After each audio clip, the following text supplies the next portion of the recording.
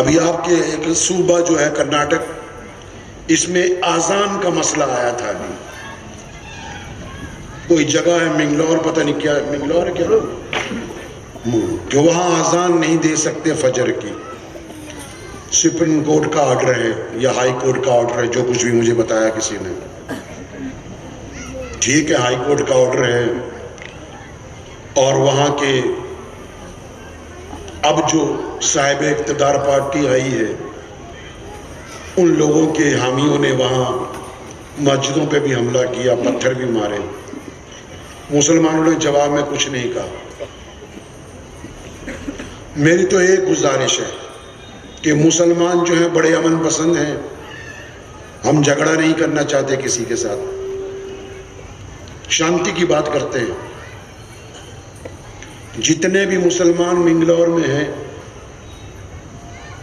اذان کی پابندی لگ گئی ہے کہ فجر میں اذان نہیں دے سکتے، کوئی بات نہیں، اس کا حل ہمارے پاس ہے۔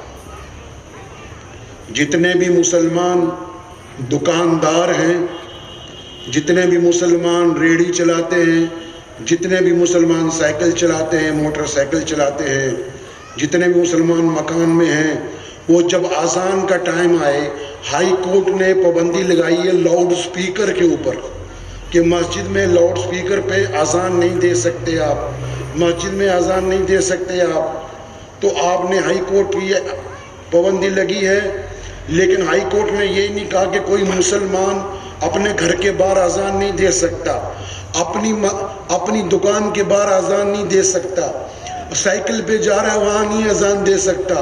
تو جتنے بھی مسلمان، بھائی باتیں مت کریں، جتنے بھی مسلمان ہیں ان سے یہ گزارش ہے کہ اگر وہاں کا قانون ہے کہ بھئی ہم اذان نہیں دینے دیتے، تو تمام کے تمام مسلمان اپنی نماز کے ٹائم، فجر کی نماز کے ٹائم گھر سے باہر آ جائیں بچوں کو لے کر، اور تمام دکاندار مسلمان دکانیں بند کر کے باہر آ جائیں، اور جتنے سائیکل پہ جا رہے ہیں وہ بھی کھڑے ہو جائیں، جتنے موٹر سائیکل پہ جا رہے ہیں وہ بھی کھڑے ہو جائیں، اور سارے کے سارے مسلمان اذان دینا شروع کر دو۔ اللہ کے فضل کرم سے 5 ٹائم انشاءاللہ تعالی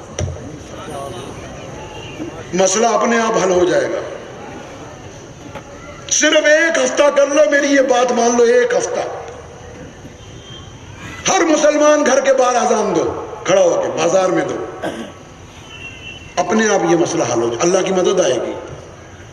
جب دیکھیں گے میرے بندے باہر سڑکوں پہ کھڑے ہوئے اذان دے رہے ہیں تو اللہ کی مدد آئے گی انشاءاللہ تعالی۔ یہ بات بیچ میں اس لیے آگے کہ مسجد کی بات آئی تھی، اس لیے بیچ میں یہ بات۔ دوسری بات،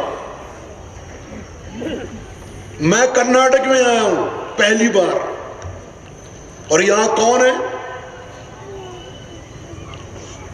شہید ٹیپو سلطان رحمت اللہ علیہ کی میسور کے اندر مزار ہے، جنہوں نے آج سے 210 سال پہلے انگریز کے ساتھ لڑتے ہوئے اللہ کے راستے میں اپنی جان دی۔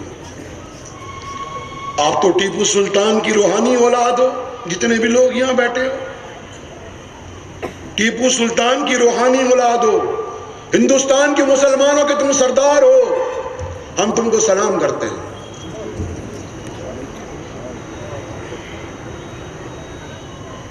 پر ٹیپو سلطان تو بزدل نہیں تھے، لیکن آپ کیوں بزدل ہیں مجھے یہ محسوس ہو رہا ہے۔ ٹیپو سلطان تو بزدل نہیں تھے، آپ کے اندر بزدلی کیوں ہو؟ ٹیپو سلطان رحمت اللہ علیہ جب آخری وقت تھا، تم کو شاید یہ کسی نے بات بتائی نہ ہو آج سے پہلے، جب آخری وقت تھا شہید ہو کے گر گئے، ہاتھ میں تلوار تھی ٹیپو سلطان کے، ایک انگریز سپاہی آیا اور وہ ان کے پگڑی میں سے ہیرا نکالنے کے لیے ہاتھ ڈالنے لگا، اور جب ہاتھ ڈالنے لگا ٹیپو سلطان نے آخری وقت میں تلوار چلائی اور اس کی گردن اتار دی اور کہا شیر مرتا ہوا بھی پرندہ مار دیتا ہے۔ بولو سبحان اللہ۔ تم نے سمجھا کہ سبحان اللہ بھی کسی اور قوم کا ہے؟ اللہ کے بندے سبحان اللہ بھی ہمارا ہے، اللہ اکبر بھی ہمارا ہے، درود شریف بھی ہماری ہے، سمجھے نہیں؟ اللہ تعالیٰ بھی ہمارا ہے، پیارے نبی صلی اللہ علیہ وسلم بھی ہمارے ہیں، اس لیے کوئی بات ہو تو سبحان اللہ کہہ دیا کرو، پیسے نہیں لگتے سبحان اللہ کہنے میں۔ تو ٹیپو سلطان رحمت اللہ علیہ کی کل قبر پہ میں گیا، جب قبر پہ گیا وہاں مزار پہ، پہلے تو وہاں گیا جہاں شہید ہوئے تھے، تو وہاں جو شہید ہوئے تھے وہاں جا کے دکھ ہوا کہ وہاں لکھا ہوا تھا ڈیڈ باڈی ٹیپو. وہاں یہ لکھا ہی نہیں ہوا تھا کہ ٹیپو سلطان شہید کی یہاں اس جگہ شہادت ہوئی ہے. Dead body. اور ہمارے مذہب کے مطابق، مسلمانوں کے مطابق، جو بندہ شہید ہوتا ہے وہ مرتا نہیں ہے. جو بندہ شہید ہوتا ہے وہ مرتا نہیں ہے. جنگ احد میں جو لوگ شہید ہوئے تھے